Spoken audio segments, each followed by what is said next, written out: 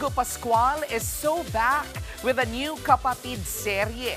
Nagbabalik din po sa acting si Ryan Agoncillo para sa The Good Doctor. Nasa frontline ng balitang yan si MJ Marford. The Doctors are in. Nasa Pilipinas na ang well-loved series na naging chart topping sa US, Korea, Taiwan at Thailand, ang The Good Doctor. Hatid din ang M-Quest at line-produced naman ng Creation Studios.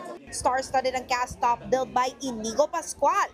It was actually my dad who told me that they were doing a remake of this. And I mean, who could say no to a project like this? Acting comeback din ito ni Dabarkad's Ryan Agoncillo. Challenge daw ito kay Ryan na matatakotin sa dugo.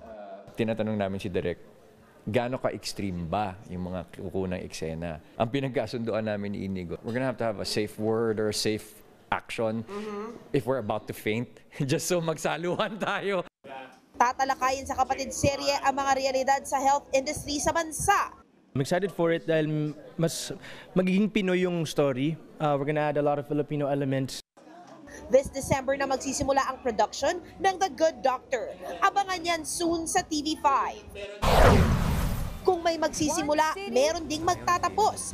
Last 2 episodes na ng Kapatid reality dating game show na Love on the Clock.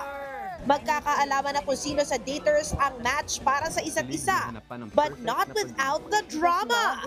May confrontation, iyakan, agawan, at aminan ng feelings. Host dyan sina Don Chang at Juancho Trevino. Panoorin ang Love on the Clock Saturdays 9:15 p.m. sa TV5. Nagbabalita mula sa Frontline. MJ Marfori, News 5. Mga kapatid, Jervy Wrightson po. Eto na nga. Para sa latest showbiz news at iba pang kay-alaman, mag-follow at mag-subscribe na sa social media pages ng News 5.